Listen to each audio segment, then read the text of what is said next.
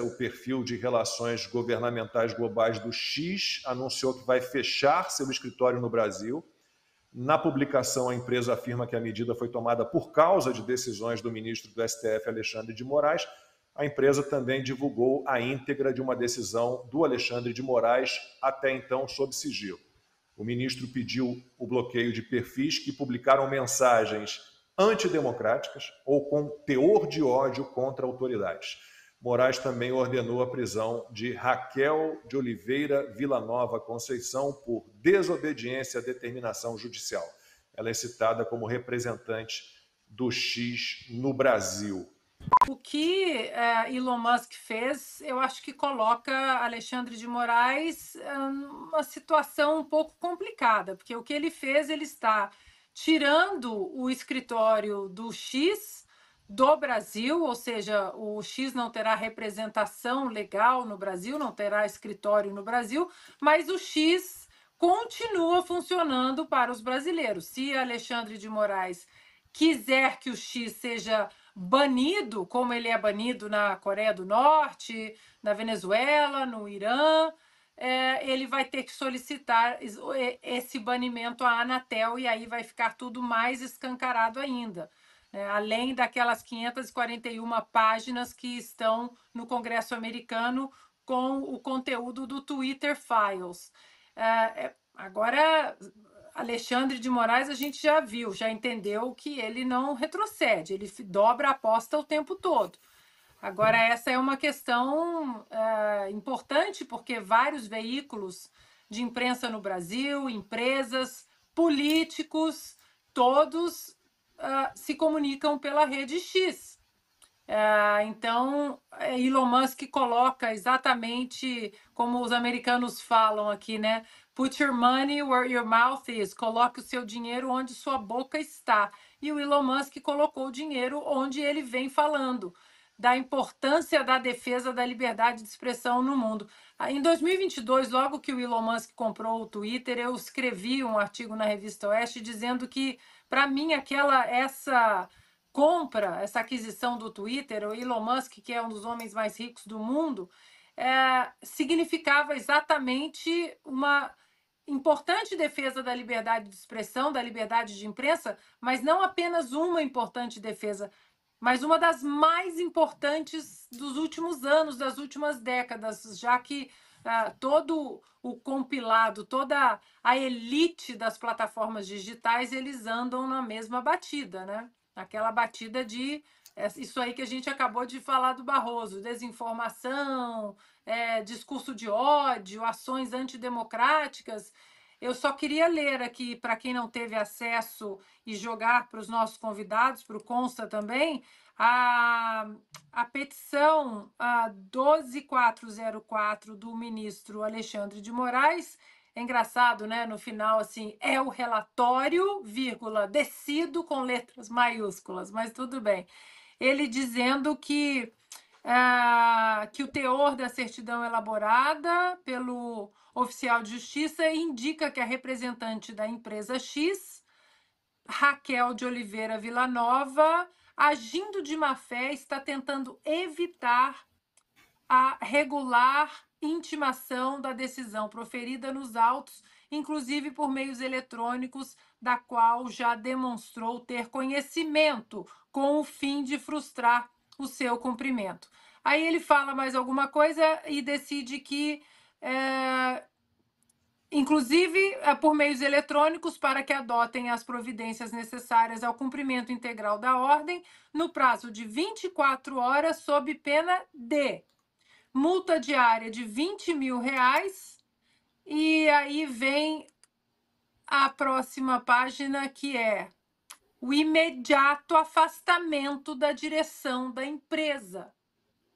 Ou seja, o Alexandre de Moraes determinando o afastamento de um profissional de uma empresa privada, de uma empresa americana no Brasil. É assim, porque pelo que dá para entender aqui da ordem, ele não estava pedindo o banimento de uma conta ou derrubar o post do Constantino, do Alan, ou da doutora Ludmilla ou do Marcel Van Hatten, ele estava pedindo informações pessoais, que, sob a nossa Constituição, isso é sigiloso. Agora, ele foi além, ele pediu o imediato afastamento, se não cumprisse a ordem dele, que ela fosse imediatamente afastada da direção da empresa. O Brasil parece que é um quadro de Salvador Dalí. Meu Deus, tem que ter estômago, né, para ouvir isso aí. A gente estuda tanto, parece que, sei lá, parece que a gente realmente não... Deve ser em outra dimensão, né? Parece que a gente está vivendo uma espécie de direito quântico, assim, né? Me lembro, inclusive, dos físicos. Os físicos, eles acreditam, eles sabem que existe o tal do mundo quântico, mas eles não conseguem comprovar que aquilo existe, né? Então é esquisito, parece que a gente vive esse direito quântico, né? Que parece que não existe as coisas, assim, enfim. Mas vamos lá. Aí vem, né, mais uma, será? Sim, mais uma ilegalidade, tá? Não existe previsão legal para absolutamente nada dessas decisões do ministro, tá? Em relação, primeiro, aí, essa possível, né, ameaça de prisão, eu fico questionando, o ministro ia determinar a ordem de prisão dela para quê? Né? Por crime de desobediência, como eu vi uns advogados da esquerda aí falando. Bom, os advogados de esquerda, como bons criminalistas, eles devem saber, né, que crime de desobediência é um crime de menor potencial ofensivo, lá da Lei 9.099, né, embora previsto no artigo 330 do Código Penal, e não cabe prisão para esse tipo de crime. Né? Pelo contrário, simplesmente é autuado, é feito lá, faz a transação penal ali na hora, tal, ou uma pena alternativa, enfim, tem uma série de coisas, então não cabe prisão para esse tipo de crime. Né? Então, esse é o primeiro ponto que está muito óbvio. Em relação às demais determinações, é ainda pior, né, em relação à aplicação da multa diária, etc. Eventualmente, seria possível aplicar uma pena de multa ao responsável legal no Brasil se a empresa não tivesse um CNPJ aqui. Tá? Isso está previsto lá no Marco Civil da Internet e está previsto também no Código Civil. Só que aí seria necessário que não houvesse CNPJ da empresa. Como tem uma empresa com CNPJ, que é o próprio Twitter, né, então jamais poderia ir para cima do diretor. Né? E outra, é jurisprudência pacificada em todos os tribunais do país, inclusive no STJ, que é algo que nem se discute mais, que o cumprimento de ordem judicial, a intimação tem que ser efetivada pessoalmente para o cumprimento de obrigação de fazer, né? Indicando especificamente, etc., tem que ser pessoalmente. Inclusive, quando o juiz aplica multa, não há essa intimação pessoal, é causa, inclusive, de revogação da multa, tá? Ou era, pelo menos, entendimento pacificado. Todos os tribunais, eu não sei de onde o ministro tira isso, né? Ou seja, simplesmente eu quero. Eu faço, eu vou acontecer, eu determino do jeito que eu quiser, não importa a legislação. Enfim, é uma bagunça sem fim, né? Chega a ser vergonhoso, né, o Brasil. E é preocupante na medida em que a gente percebe que não se tem o mínimo de respeito por nada, né? Se arbitra as coisas, bom, é até meio loucura, né, a gente falar isso, porque para quem já viu, né, no programa aqui, já está as coisas que aconteceram com o Felipe Martins, com o Daniel Silveira, né, com todo mundo do dia 8 ali, umas condenações absurdas, né? Parece que isso é fichinha, mas obviamente é outra ilegalidade, né? Um arcabouço aí de dezenas, se não mais de algumas centenas de ilegalidades. Marcília é um advogado constitucionalista e especialista em liberdade de expressão. Então agora a gente tem a rede social X tá aí no meio dos perseguidos também, né? E se retirando do Brasil, pelo menos retirando do escritório do Brasil, Marcília. Pois é, querem levar embora a praça, né? A praça pública. É um jeito interessante, né, de impedir a liberdade de expressão de circular. Em vez de calar as pessoas, de calar a voz das pessoas ou de calar as pessoas, eu calo o ambiente, né? Eu tiro as pessoas do ambiente. É ótimo isso, é bem eficaz. Mas me parece também que, do mesmo jeito que é eficaz, o mesmo tamanho da eficácia é o tamanho da ilegalidade. Não faz o menor sentido você ameaçar dessa maneira uma plataforma, uma empresa. Isso mostra como a censura, a liberdade de expressão, inclusive, ela tem uma repercussão econômica. Quando você censura uma pessoa, quando você censura um veículo, você não cala apenas aquele veículo, você cala o setor, você cala a voz de todos. É isso que as pessoas não entendem, não conseguem entender. Por exemplo, e que isso não tem a ver com direita ou esquerda, isso tem a ver com todos nós. Eu vou dar um exemplo prático. Como disse o Grigoletti, você, para citar ou dar uma ordem de fazer alguém, o STJ, súmula 410, impõe que essa citação seja pessoal, ou seja, tem que chegar lá e entregar na mão da pessoa.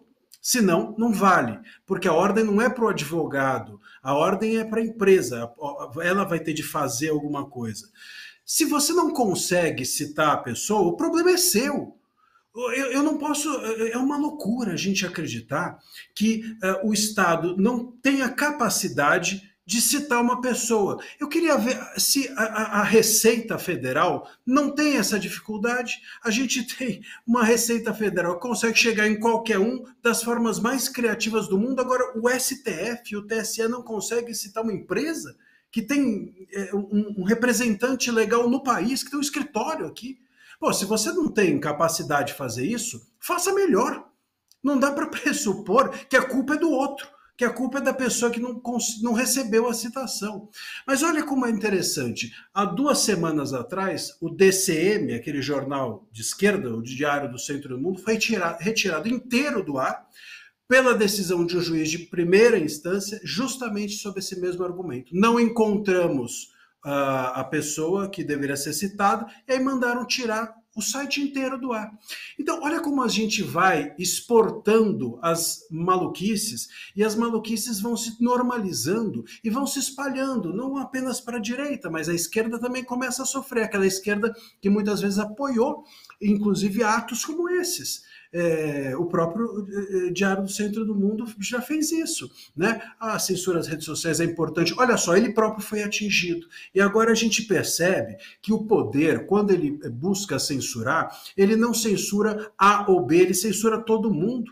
E a consequência é de todos. Não existe a censura direcionada a apenas alguém. O X, o Twitter, sair do país, ou eventualmente o seu escritório vai sair do país, certo? Mas vai deixar um representante legal aqui ou não? Porque o artigo 1138 do Código Civil impõe que se a empresa não deixar um representante no país, a empresa não pode funcionar, não pode operar.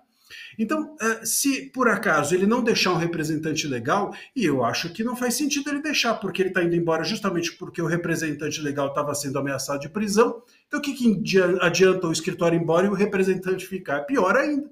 Vai deixar o representante sozinho aqui, o escritório só ele fica? Não faz sentido. E se ele for, como é que faz? Se ele for, a gente tem uma ameaça de fechar o Twitter, do Twitter não poder operar aqui. Entendo eu que se o Twitter sai do país, todos nós somos afetados. Não é só a esquerda, a direita, não é só as redes sociais, é a mídia tradicional. Tem pesquisas hoje em dia que indicam que 85% da audiência dos veículos tradicionais de comunicação essa audiência circula nas redes sociais. E é claro, ninguém entra www. E digita o nome do jornal para ler uma notícia. Ele entra no Twitter, vê a notícia e consome. A partir dali ele vai para o jornal.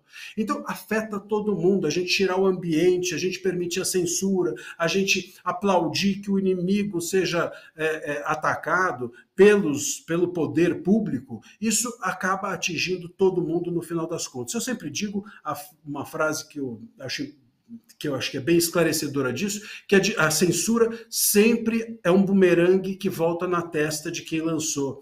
E a gente, por isso, não pode lançar em ninguém, nem permitir que lancem. Então, esse é um ponto que chama atenção. A decisão é totalmente irregular. Tem essa questão da súmula, como a gente já mencionou, não há possibilidade de pensar em prisão de ninguém, você pode multar a pessoa. O artigo 774, inciso 4 do próprio Código de Processo Civil é claro, só é possível, se você tem uma ordem judicial descumprida, você aplica apenas a pena menos gravosa. No caso, é óbvio, Prisão ou multa? O que é menos gravoso? É óbvio que é a multa. Então é a multa que tem que ser aplicado. Retirar uma pessoa da empresa. Olha que absurdo. Como é que a gente pode pensar em retirar uma pessoa da empresa, de uma empresa? É um absurdo total. Você fere não só a liberdade de expressão, como a livre iniciativa, que é outro princípio constitucional tão importante quanto. Mas lembrem-se, isso já foi aplicado pelo próprio STF. Naquela época que aquele grupo de empresários que tinha um grupo de WhatsApp, etc., foi de alguma forma perseguido pela corte, essa decisão já houve, já aconteceu. Então a gente vai normalizando tudo e permitindo que se repitam, porque não é comigo, porque não é com a minha ideologia, porque não é dessa vez não me pegou, e assim vai se criando uma jurisprudência, não uma jurisprudência, mas uma jurisprudência agressiva no país, de tal maneira que uma empresa com mínimo de sanidade e que pensa em querer ter num país os seus negócios com o mínimo de estabilidade operacional, ela olha para aquilo e prefere ir embora. E não é a primeira. Não é a primeira, a gente teve há 2 anos atrás, ou o Rumble indo embora, a gente teve outras plataformas, nesse ano mesmo eleitoral, por conta do artigo 27A da resolução 26732 do TSE, que criava uma regra impossível de ser cumprida para impulsionamento de publicidade eleitoral. As plataformas preferiram não aplicar, não permitir que se impulsionasse publicidade, e com isso as candidaturas novatas ou candidaturas mais jovens, vamos dizer assim, não puderam utilizar e não estão podendo utilizar as redes sociais porque algumas plataformas abriram mão de oferecer o serviço, tamanha era a agressividade da norma emitida pelo TSE. Então, esse é o ponto, nós vamos escalonando, não apenas na censura, mas na normalização daquilo que veio acontecendo no dia anterior. A bizarrice do dia seguinte faz com que a gente esqueça a bizarrice do dia anterior. E tudo se normaliza e a gente vai achando que é assim mesmo, que faz parte do país, que tudo bem. Estamos há 5 anos nisso. Há 5 anos. Uma pessoa, por exemplo, que tinha 13 anos em 2019, quando os inquéritos começaram, hoje tem 18. Está nos bancos universitários. E está ali aprendendo que tudo bem a competência do STF ser intergaláctica, que o Elon Musk pode ser investigado. Tudo bem uma empresa ir embora, porque o jornal disse que dane-se, que não faz falta. Tudo bem a gente acabar com a liberdade de expressão como ocorre no país, porque a liberdade é perigosa, porque é utilizada por extremistas, que pessoas de direita são sempre extremistas, as de esquerda são sempre solidárias. A gente vai normalizando essas coisas, e uma pessoa, como eu mencionei, que em 2019 tinha 13 anos e hoje tem 18, toda a vida intelectualmente dela ativa, está contaminada por essas verdades dogmáticas erradas, completamente erradas. Então, assim que a censura também vai se instalando, quando o STF recuar, a gente vai ter no país muito, mas muito estrago já consolidado. Infelizmente, essa decisão faz parte das muitas que